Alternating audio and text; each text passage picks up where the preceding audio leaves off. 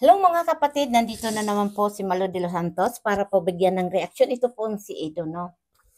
Ako dito napansin ko kay Edo, nakasubaybay lang po ako kay Edo dahil ako po ay matagal nang talagang nagsusubaybay. Nasa FB pa lang po siya nagla-live, ako ay nandyan na. Kaya lang ako po talaga, hindi basta-basta na pumapasok o mag-reaksyon sa isang tao na sinusuportahan ko po. Dito po kay Kalingap Edo na napansin ko po ang dami pong nambabas. At alam niyo po, ang hinangaan ko lang po kay Kalingap Edo, yung pinagtatanggol niya po, pinoproteksyonan niya po ang kanyang collab team, gaya po kay Beyonce. At dito nga po, nag-live po siya. Magandang gabi. Talaga po, Pasok muna guys. Pinagtanggol niya si Beyonce. At alam ko po na nasasaktan siya. At mayroon nga po na Ma'am Christine, huwag na shout out po. yan. Yan live niya po yun na yan. Thank you. Ay, And diyan po, guys, 3 minutes na ba? Hindi ba? diyan po, Mami kayo shout out po. diyan po siya yung parang nainis. Dahil may pumasok pong anonymous na parang ibinas po si Edo. At kailangan po niyang proteksyonan talaga po si Beyonce, no? Dito hinangaan ko po si Edo dahil yung paano niya ipinagtatanggol o proteksyonan si Beyonce, no? May mga iba naman diyan na hindi kayang proteksyonan ang kanilang collab team. Mayroon po ako diyan na mga napapanood. Sana po gaya ni Edo na talaga pong pinoproteksyonan niya ang collab team niya. Ganon sana dapat. Pag kayo'y tandem. Proteksyonan ang bawat isa, lalong-lalo na po kapag beneficiary. Ako, hinangaan ko si Edo po na simulat po yan na naging key voice. Nakita ko po talaga yung respeto niya kay Kalingap Rab at sa buong team, nandyan siya. At isa sa mga hindi nag-iimik, ngayon po ay napatunayan ko na si Edo po ay pinoproteksyonan niya lang po yung kanyang collab team, gaya kay Beyonce, no? Humahanga po ako kahit siya nababas, pero kaya niya pong ipagtanggol po si Beyonce. Talagang hindi niya inaayaan na maraming basher po na mambabas kay Beyonce. At nagsasalita po talaga ito si Edo. Kaya alam niyo po mga kapatid, pakinggan po natin. Dahil ito po talaga na si Edo po ay talagang tumigil na walang paalam sa kanyang life. Sobrang init guys sa Maynila. Ang bihira. Iba pa rin yung temperatura. Si Jella is busy. Busy yung bata. Nasa daw siya.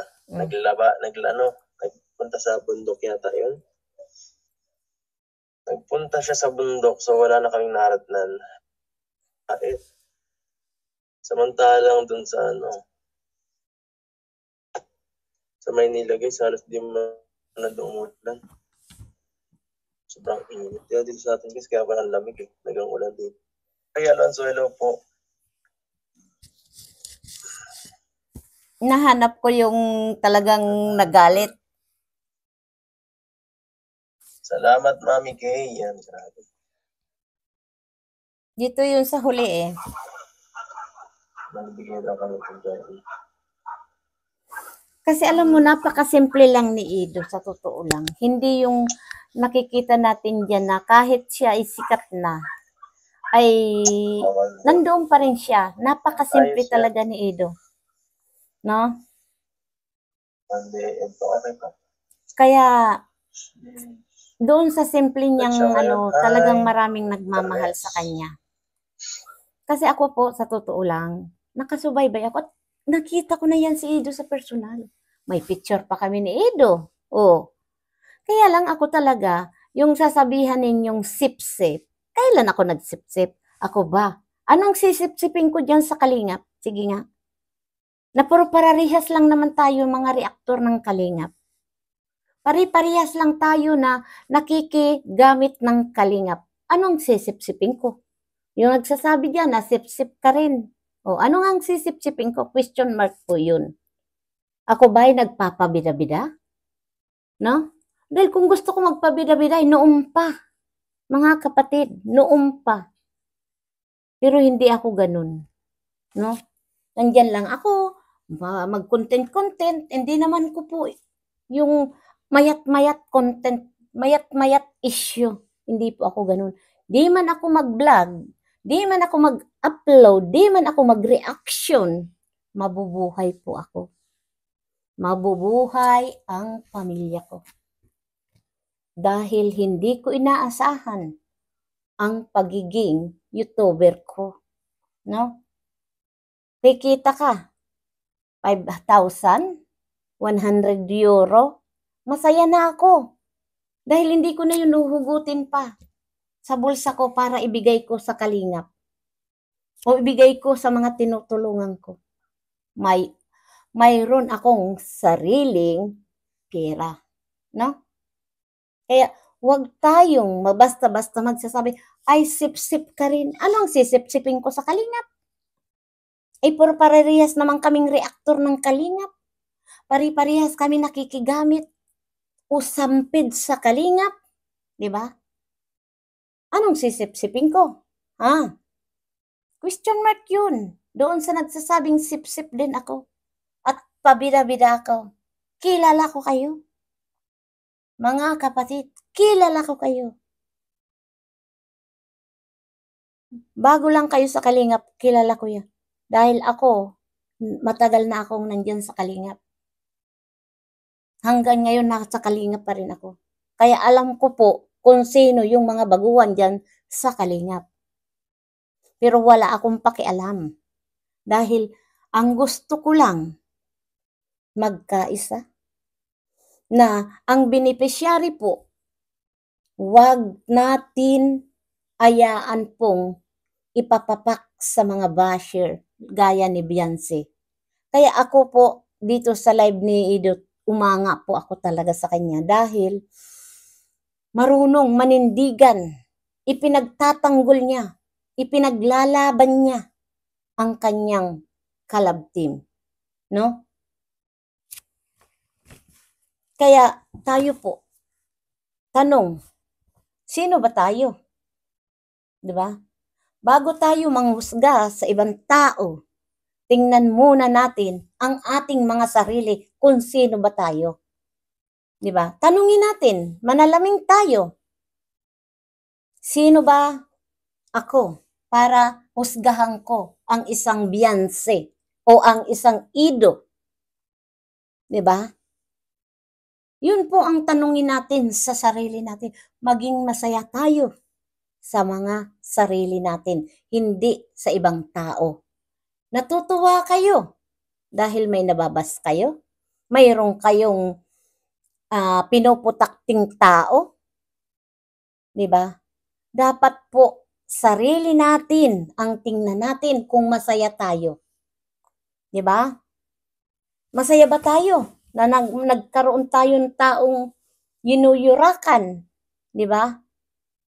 Tanong po yun masaya ka ba na ikaw ay nakakasira ng tao? Yun po ang mga tanong natin, di ba? Kaya mga kapatid, ako para sa akin, kung ano man po ang nakikita ko, inaayaan ko na lang po.